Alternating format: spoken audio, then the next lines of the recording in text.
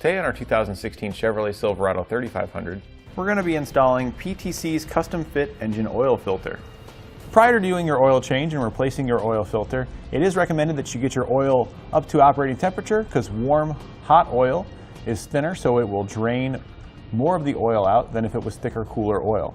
Additionally, I like to pop the top on the oil fill cap because that will allow air to go in as the oil drains out, preventing any blub, blub, blub gurgling out of your drain pan. This will also let more of the oil come out. So you're getting the most of the old oil out and putting fresh oil in.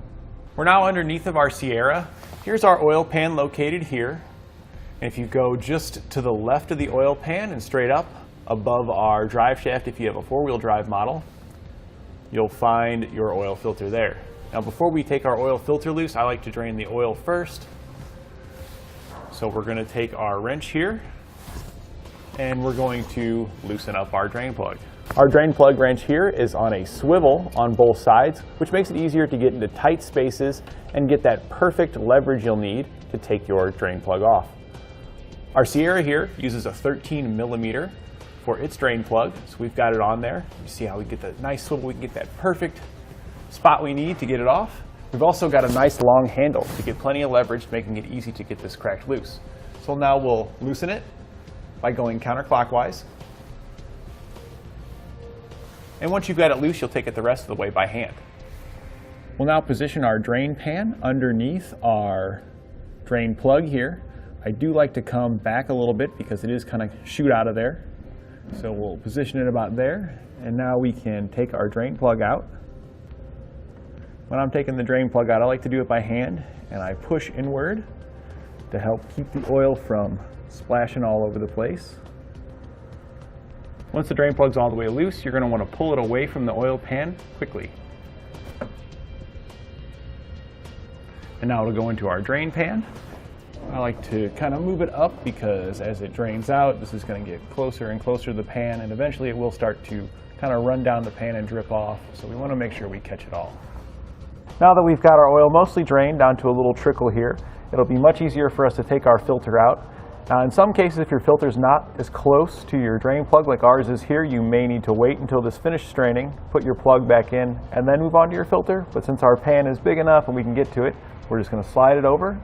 We'll now remove our filter, and Flow Tools makes a variety of different styles of filter wrenches. We're going to be using the band style here to loosen up our filter, as it's typically quite tight because it's been on there for so long. So we'll get our filter wrench on there, and we'll now loosen it by turning it counterclockwise.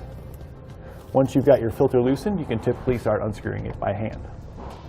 We've now positioned our oil pan just to the left of our drain plug here, so that way it's underneath our filter. If your vehicle didn't have a close enough drain plug to our filter like our Sierra does, you may need to completely drain your oil before moving on to your filter. Now that we are underneath our filter with our pan and we've loosened it with our filter wrench, we can finish taking it off the rest of the way by hand. And I like to turn it slowly until it starts to drain. So we're unscrewing it here, and you can kind of start to see some of the oil start to drain. Now since our filter here is horizontal, we can go ahead and take it off the rest of the way. But often your filter is vertical, like you see here, and you're going to want to let that drain out, or else you're going to have oil running all down your arm and on your sleeves and make a good old mess. So we're going to avoid that. So we're now going to continue twisting it off. Once we get it loose, we'll put our filter down in our pan and let it continue to drain out of the filter into our drain pan. Now we've got our filter off, and you can see there's where our filter goes, but if you look around the outside, you'll see a black ring. In most cases, when you take your oil filter off, the rubber gasket will stay with the filter. But if it does not and stays on your engine side, you want to make sure you remove that gasket. If you put your new filter on and double up the gaskets by leaving the old one there, it will leak guaranteed, and it will make a big mess, and it could potentially cause engine damage if you run your engine too long without oil in it. So we're going to take that gasket off, and we're just going to toss that down in our drain pan. We've now opened up our new filter out of our box. You're going to want to take some of the old oil that's draining, get just a little bit on your finger there, and you're going to want to smear that oil around the rubber gasket before you install your filter. This will ensure it doesn't leak. If you put a dry seal on there, it could potentially cause a leak. Now we can just take our filter and thread it on to our filter adapter there. Spin it all the way down, and you want to get it nice and tight by hand. You can tighten it pretty hard by hand. You really can't over tighten it by hand, but you want to make sure you get it nice and tight.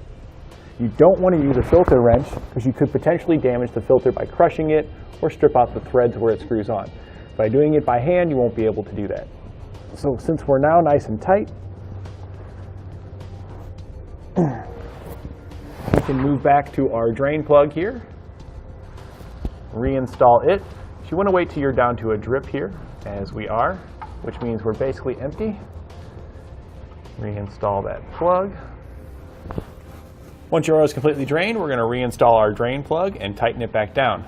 You want to make sure you don't over tighten it, you just want it to be nice and snug. You'll now want to refer to your owner's manual to ensure that you have the appropriate oil type and quantity to fill your engine. We're going to use a funnel and we're just going to fill it back up.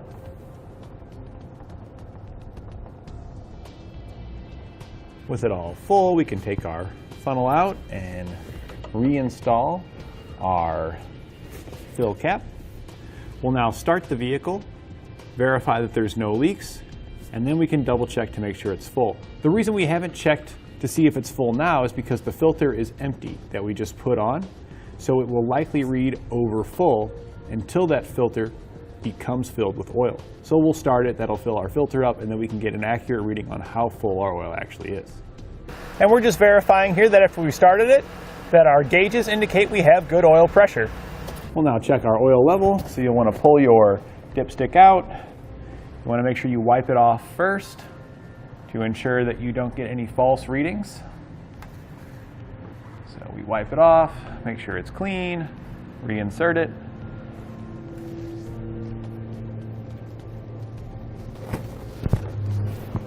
We'll pull it back out and we'll check our level. And as you can see there, we're right in the middle of our crosshatch, which is our safe zone. So we're nice and full and ready to hit the road.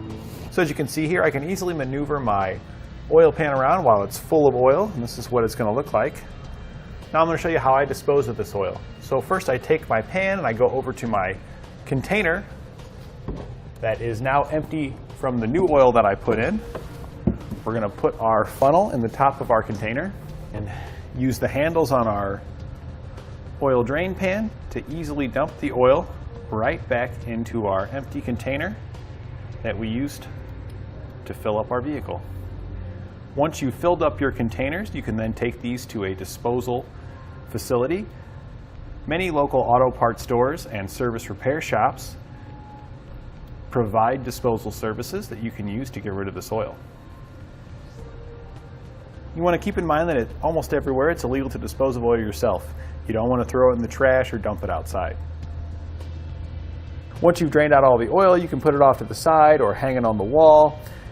And it's not going to hurt if there's a little bit of oil residue inside of it. The polyethylene plastic is resistant against oil's corrosive properties, so it'll be long lasting even though you got a little bit in there. And that completes our installation of PTC's custom fit engine oil filter on our 2016 Chevrolet Silverado 3500.